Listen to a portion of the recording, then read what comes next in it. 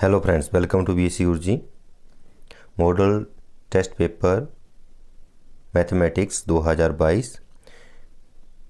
खंड स section C. इसमें आप सबका स्वागत है। इस वीडियो में हम लोग सोल्व करने वाले हैं खंड स सेक्शन सी, प्रश्न संख्या 21, using Euclid's algorithm to find the HCF of 4052 और 12576, 4052 और 12576 का एचसीएफ यूक्लिड एल्गोरिथम का प्रयोग करके ज्ञात कीजिए। ये किताब में उदाहरण में दिया हुआ है। इस प्रश्न में हमारे पास दिया हुआ है 12576 और 4052। 12576 जो है 4052 से बड़ा है, अतः हम लोग डिवाइड करेंगे 12576, इसको डिवाइड करेंगे 4052 से। तो जब हम लोग इसे 3 से मल्टीप्लाई करेंगे तो आ जाएगा हमारे पास 12156, माइनस करेंगे तो हमारे पास आ जाएगा 0, यहाँ से 2, यहाँ से आ जाएगा हमारे पास 4, 420। अब ये जो हमारे पास भाजक था इसे ये हमारे पास आ जाएगा चरण 1। चरण 1 12576 बराबर 4052 गुणा 3 प्लस 420। अब शेषफल जो 0 के बराबर नहीं है, शेषफल डज नॉट इक्वल टू 0, तो हम लोग चलेंगे चरण 2 की ओर। अब हम लोग डिवाइड करेंगे 420 से 4052 को, ठीक है। तो जब हम लोग 9 चौके 36 लगभग 9 से जब इसको मल्टीप्लाई करेंगे तो 3780 आ जाएगा। 3780 जब हम लोग माइनस करेंगे तो हमारे पास आ जाएगा 2 का 2, 15 से 8 गए 7, और 9 से 7 गए 2, 272। अब शेषफल फिर से 0 नहीं है हमारे पास, ठीक है। सेकंड चरण को हम लोग लिख लेंगे 4052 बराबर 420 गुणा 9 जमा 272। फिर से शेषफल 0 के बराबर नहीं है, तो हम लोग अगले चरण की ओर चलेंगे। 272 से हम लोग डिवाइड करेंगे 420 को, 272, ठीक है। 2 2 4 और 72 से ज़्यादा हो जाएगा तो 1 से डिवाइड करेंगे, 1 से मल्टीप्लाई करेंगे 272। 10 से 2 के बचे कितने 8, और यहाँ पे बच जाएंगे हमारे पास 4 और 1। तो चरण 3 में हमारे पास आ जाएगा चरण 3, ये पहला भाग, दूसरा और तीसरा है हमारे पास 420 बराबर 272 गुणा 1 जमा 148। फिर से शेषफल जो वो 0 के बराबर नहीं है, शेषफल डज नॉट इक्वल टू 0। हम लोग चलेंगे चरण 4 की ओर, ठीक है। अब 272 को हम लोग डिवाइड करेंगे, ठीक है। तो जब 2 से करेंगे तो हमारे पास ज़्यादा हो जाएगा 148, ठीक है। तो जब माइनस किया 4, 2 और यहाँ पे बच जाएगा हमारे पास 124 बच जाएगा। फिर से शेषफल 0 नहीं आया हमारे पास, ठीक है। 1 2 3 और ये 4 हमारे पास आ जाएगा 272 बराबर 148 गुणा 1 जमा 124। फिर से शेषफल जो है हमारे पास 0 के बराबर नहीं है। हम लोग चलेंगे चरण 5 की ओर।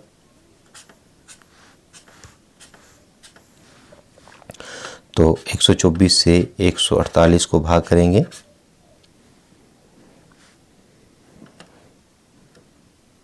124 एकम 124, बच जाएंगे हमारे पास 24, ठीक है।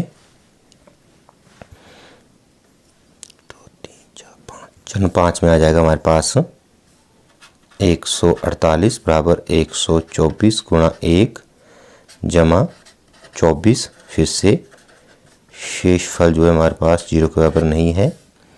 हम लोग फिर से चलेंगे चरण 6 की ओर। अब इसको डिवाइड करेंगे हम लोग 124 से, ठीक है। तो 24 पंजे 120 बच जाएगा हमारे पास 4। तो लिखेंगे क्या, 124 बराबर 24 गुणा 5 जमा 4। अगेन शेषफल डज नॉट इक्वल टू 0, ठीक है। तो हम लोग चलेंगे चरण 7 की ओर। अब 4 से डिवाइड करेंगे हम लोग 24 को, ठीक है। तो 4 छिके 24, शेषफल आ जाएगा हमारे पास 0। तो हम लोग क्या लिखेंगे, 24 बराबर 4 गुणा 6 बराबर जमा शेषफल आ गया हमारे पास 0। अब हमारे पास आ गया शेषफल जो है वो 0 के बराबर आ गया है। तो जो हमारा भाजक था, ये जो हमारे पास जो भाजक था, ये जो हमारे पास भाजक है, अतः HCF जो आ जाएगा हमारे पास 4 आ जाएगा। इसको बोलते हैं यूक्लिड विभाजन एल्गोरिथम। जो भाजक जो है, जिस भाजक से शेषफल हमारे पास 0 आ जाए तो वो जो भाजक है वही उसका HCF होता है दो संख्याओं में। प्रश्न संख्या वाई हमारे पास दिया हुआ है, find the quadratic equation with 0, वर्गमूल 5 as sum and product of its zeros. द्विघात बहुपद ज्ञात कीजिए जिसके शून्यकों का योग तथा गुणनफल 0, वर्गमूल 5 है। अब हमारे पास शून्यकों का योगफल और गुणनफल क्रमशः 0, वर्गमूल 5 दिया हुआ है। हम लोग जानते हैं शून्यकों का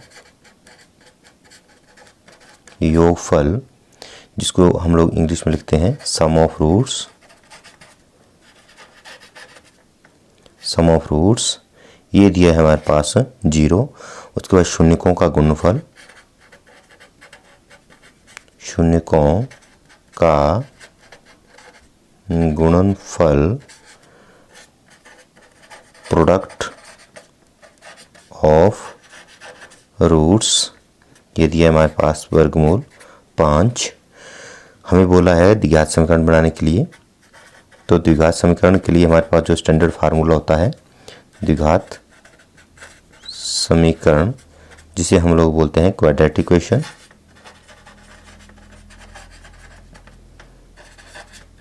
क्वाड्रेटिक इक्वेशन, इसका जो स्टैंडर्ड फार्मूला होता है वो ये होता है हमारे पास x² minus SX plus P बराबर 0।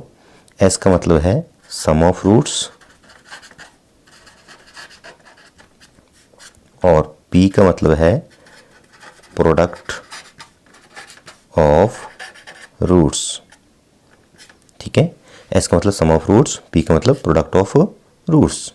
अब हम लोग S और P का मान इस फार्मूले में हम लोग डाल देंगे, हमारा आंसर आ जाएगा। हैंस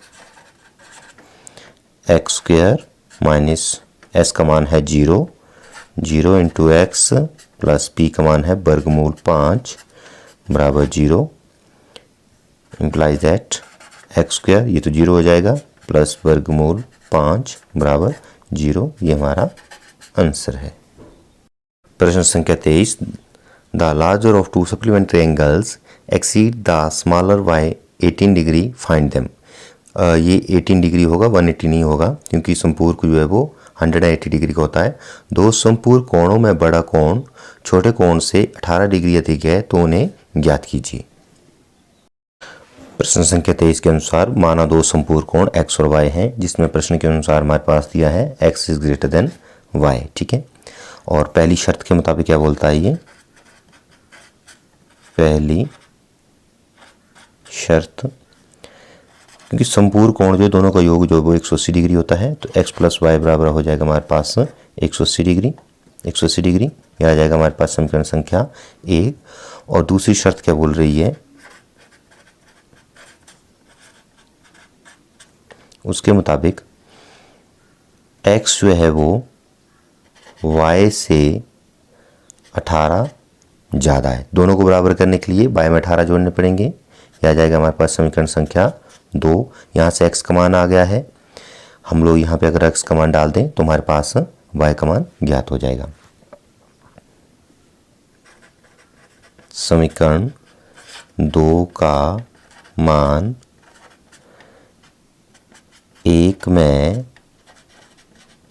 भरने पर x का मान कितना है, y plus 18, y plus 18 plus y बराबर 180 डिग्री, 2y प्लस 18 बराबर 180 डिग्री, 2y बराबर 180 माइनस 18, 2y बराबर जाएंगे तो बचेंगे कितने, 162। यहाँ आगे कर लेते हैं हम लोग, y बराबर 162 बटा 2 आ जाएगा 8 दूने 16, 2 एकम 2, 81। y आ जाएगा हमारे पास 81। कितना आ गया हमारे पास, 81। जब हमारे पास y का मान आ गया तो x का मान कितना आ जाएगा, y प्लस 18। अतः x बराबर y प्लस 18, x बराबर y का मान कितना है, 81 प्लस 18, 8 1 9, 8 1 9, 99। x का मान आ जाएगा 99। और अतः हमारे पास जो अभिष्ट कोण आ जाएंगे, अभिष्ट कोण हमारे पास जो आ जाएंगे वो आ जाएंगे 81 और 99, जो कि हमारे पास आंसर आ गया है। संख्या 23 की और पार्ट में, मतलब आपको या तो ये भाग करना है या तो ये भाग करना है, लेकिन मैं दोनों को सॉल्व कर रहा हूँ। Find the value of k in quadratic equation 2x² plus kx plus 3 is equal to 0 so that they have two equal ratio. k का मान ज्ञात करें जिसमें द्विघात समीकरण के दो मूल बराबर हैं, 2x² प्लस kx प्लस 3 बराबर 0। ये प्रश्न संख्या 23 का और भाग है, 2x² प्लस kx प्लस 3 बराबर 0। ये हमारे पास समीकरण दिया हुआ है। तो हमारे पास दिया है कि द्विघात समीकरण के मूल बराबर हैं। द्विघात समीकरण क्वाड्रेटिक इक्वेशन के मूल बराबर हैं। जब मूल बराबर होते हैं तो हमारे पास क्या आता है, अतः d बराबर 0 के बराबर होता है, जिसको बोलते हैं डिस्क्रिमिनेंट और हिंदी में बोलते हैं हम लोग विभक्त कर। अब इसकी तुलना करेंगे हम लोग, 2x² प्लस kx प्लस 3 बराबर 0 की ax² plus bx plus c बराबर 0 से तुलना करने पर, कंपैरिजन करने पर a का मान आ जाएगा हमारे पास 2 और b का मान आ जाएगा k, b बराबर k, और c का मान आ जाएगा हमारे पास 3। ये मान आ गए। और d क्या होता है हमारे पास, d बराबर b² माइनस 4ac के बराबर होता है। जब मूल बराबर हैं तो ये आ जाएगा हमारे पास 0 के बराबर। जब यहाँ पे हम लोग मान डाल देंगे, इम्प्लाई दैट b का मान कितना है हमारे पास, k² माइनस 4 इंटू a का मान कितना है हमारे पास 2 गुणा c का मान कितना है 3 बराबर 0, k² माइनस 4 दूनी 8 3 24 बराबर 0। इम्प्लाई दैट k² बराबर आ जाएगा आपके पास प्लस के 24 और k आ जाएगा आपके पास वर्गमूल के अंदर 24, क्योंकि दोनों तरफ वर्गमूल करेंगे। इम्प्लाइज दैट k बराबर प्लस माइनस 2 दूनी 4 6 के 24, तो 2 बाहर आ जाएगा और वर्गमूल के अंदर 6 आ जाएगी। ये आ जाएगा हमारे पास k का मान। ये हमारा आंसर है। प्रश्न संख्या 24, find the point on x axis which is equidistant from 2, -5 and -2, 9। x अक्ष पर वह बिंदु ज्ञात कीजिए जो 2, -5 और -2, 9 से समदूरस्थ है। ये 7.1 में प्रश्न संख्या 7 है। माना बिंदु P x, 0 बिंदु A 2, -5 और B -2, 9 से समदूरस्थ है। तो जैसे मान लो ये मैंने आकृति बना ली, बिंदु P जो है वो ए से भी इतना ही दूर है, बिंदु बी से भी उतना ही दूर है। तो हम लोग ये हमारे पास दिया हुआ है, अतः इसका मतलब क्या होगा, अतः पी ए डिस्टेंस, मतलब ये जो डिस्टेंस है वो इस डिस्टेंस के बराबर होगी, पी ए बराबर पी बी के बराबर होगा। अब जो डिस्टेंस फार्मूला है जिसको हम लोग अंग्रेजी में डिस्टेंस फॉर्मूला और हिंदी में बोलते हैं हम लोग दूरी सूत्र, दूरी सूत्र, ये हमारे पास क्या है, वर्गमूल के अंदर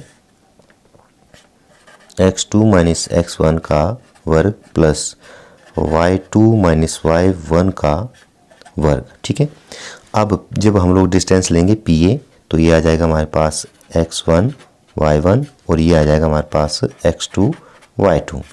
जब हम लोग डिस्टेंस लेंगे PB तो ये आ जाएगा x1 y1 और ये आ जाएगा हमारे पास x2 y2। अब इनके मान हम लोग इस फार्मूले के अंदर डालेंगे, क्योंकि हमारे पास दिया हुआ है PA बराबर PB, PA डिस्टेंस इसी सूत्र से, PA किसके बराबर आ जाएगा हमारे पास, ये आ जाएगा वर्गमूल के अंदर x2 का मान है हमारे पास 2 माइनस x का स्क्वायर, देखो ये x2 minus x1 y2 minus y1 plus minus के 5 माइनस के 0 का वर्ग बराबर वर्गमूल के अंदर PB डिस्टेंस को हम लोग निकालने वाले हैं।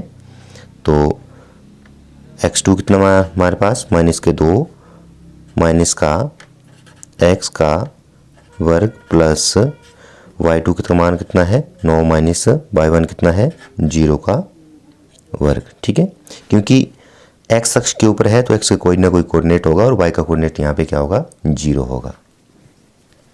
अब इसको हम लोग फार्मूले से सॉल्व करेंगे। हमारे पास एक फार्मूला होता है a प्लस बी का होल स्क्वायर बराबर A square plus B square plus 2ab। इस फार्मूले का हम लोग जब यहाँ पे लगाएंगे, ठीक है, तो हमारे पास क्या आ जाएगा, ये वर्गमूल के साथ ये वर्गमूल हमारा पूरा पूरा कट जाएगा। ठीक है, 2 की घात 2 आ जाएगा 4 plus x square plus minus के 4x। ठीक है, क्योंकि माइनस के 4x आएंगे, माइनस के 4x प्लस 5 का वर्ग आ जाएगा 25 बराबर यहाँ पे आ जाएगा हमारे पास 2 का वर्ग 4 प्लस एक्स स्क्वायर प्लस के 4x और प्लस के 81। ठीक है, अब हम लोग सबको एक तरफ कर देंगे या एक स्टेप और कर लें तो आ जाएगा हमारे पास एक्स स्क्वायर माइनस 4x, 25 और 4 हो जाएंगे हमारे पास प्लस के 29 बराबर x square plus 4x plus 81 जमा 4 हो जाएंगे हमारे पास 85। सबको इस साइड लेके आएंगे, एक्स स्क्वायर माइनस के एक्स स्क्वायर माइनस के 4x, ये प्लस के x इधर आके हो जाएंगे माइनस के 4x प्लस के 29, ये आ जाएंगे माइनस के 85, आ जाएगा हमारे पास 0 के बराबर। ठीक है, एक्स स्क्वायर के साथ एक्स स्क्वायर कट जाएगा, माइनस के 4x हो जाएंगे माइनस के 8x। जब 85 से 29 आएंगे बचेंगे कितने 56, माइनस के 56 की बड़ी संख्या के साथ चिन्ह जो माइनस का है बराबर 0, माइनस के 8x बराबर हो जाएंगे प्लस के 56, x बराबर 56 डिवाइडेड बाय माइनस के 8। ठीक है, 7 8 56, माइनस का चिन्ह ऊपर चला जाएगा, इम्प्लाइज दैट x बराबर माइनस के 7। ये x का मान आ गया और जो कोऑर्डिनेट आ जाएंगे x0। ठीक है, अतः अभीष्ट बिंदु हमारे पास आ जाएगा, x का मान आ जाएगा हमारे पास माइनस के 7 और y का मान आ जाएगा 0। माइनस 7,0 वो बिंदु है जिससे a और b जो आपस में इसके साथ समदूर है, मतलब PA और PB डिस्टेंस जो आपस में बराबर है इन कोऑर्डिनेट के मुताबिक, इन निर्देशांकों के मुताबिक। प्रश्न संख्या 24 का और भाग है, या तो आप इसको कर सकते हैं या तो आप इसे कर सकते हैं। तो जैसे कि हमारे पास दिया हुआ है ODC समरूप है त्रिभुज OBA इसके समरूप है, BOC 125 डिग्री, BOC ये 125 डिग्री दिया है, COD 70 डिग्री, COD ये 70 डिग्री दिया है। फाइंड DOC ये वाला कौन फाइंड आउट करना है हमें, और साथ में फाइंड करना है डी सी ओ, ये वाला कोण फाइंड आउट करना है। ठीक है, बहुत ही सिंपल है। तो जैसे हमारे पास ये कोण दिया हुआ है, ये कोण दिया हुआ है, इस कोण और इस कोण का योग जो वो हो जाएगा हमारे पास 180, क्योंकि ये रेखीय युग्म है। तो यहाँ से हमारे पास ये कोण आ जाएगा, त्रिभुज के तीनों कोणों का जो 180 डिग्री होता है, वहाँ से हमारे पास ये वाला कोण आ जाएगा। एक तरीका और है, किसी त्रिभुज का बाह्य कोण अंतःस्मुख कोणों के योग के बराबर होता है। ठीक है, तो यहाँ से भी ये वाला कोण हम लोग सी ज्ञात कर सकते हैं। जो हमारे पास दिया हुआ वो हमने लिख लिया। यहाँ पे हमारे पास क्या आ जाएगा, इस कोण का और इस कोण का जोड़ 180 डिग्री आ जाएगा। इसको हम लोग लिख लेंगे सीधे 125 डिग्री प्लस कोण DCO ये वाला कोण है, और DOC, ठीक है। तो DCO ये वाला कोण DOC ये वाला कोण, ठीक है। इन दोनों का जोड़ा आ जाएगा हमारे पास 180। रीजन है रैखिक युग्म बना रहे हैं, तो कोण DOC बराबर 180 माइनस 125 जाएंगे तो बचेंगे कितने, 55 बचेंगे। ठीक है, इम्प्लाइज दैट DOC जो हमें ज्ञात करना था वो आ जाएगा हमारे पास 55 डिग्री। तो ये आ जाएगा हमारे पास कितना आ जाएगा, 55 डिग्री। अब हम लोग लेंगे त्रिभुज DOC, क्योंकि ये 55 का आ गया, ये 70 का आ गया, हमें ये वाला कोण ज्ञात करना है। त्रिभुज DOC में 70 डिग्री प्लस 55 डिग्री प्लस कोण DCO जो कि हमें ज्ञात करना है, DCO बराबर आ जाएगा 180 डिग्री। रीज़न देंगे क्योंकि त्रिभुज के कोण है, त्रिभुज के अंतःकोणों का योग 180 डिग्री होता है। 70 और 55 आ जाएंगे हमारे पास 125 प्लस कोण DCO बराबर 180 डिग्री। कोण DCO बराबर 180 माइनस 125 बराबर आ जाएंगे हमारे पास ये अगेन 55, और कोण DCO आ जाएगा 55। इम्प्लाइज दैट कोण DCO बराबर 55 डिग्री आ जाएगा हमारे पास।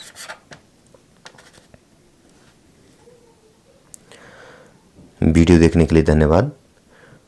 वीडियो को ज़्यादा से ज़्यादा से लाइक करें, शेयर करें और चैनल को सब्सक्राइब करें। और अगले खंड का वीडियो देखने के लिए अगले पार्ट में देखें। धन्यवाद। जय हिंद, जय भारत।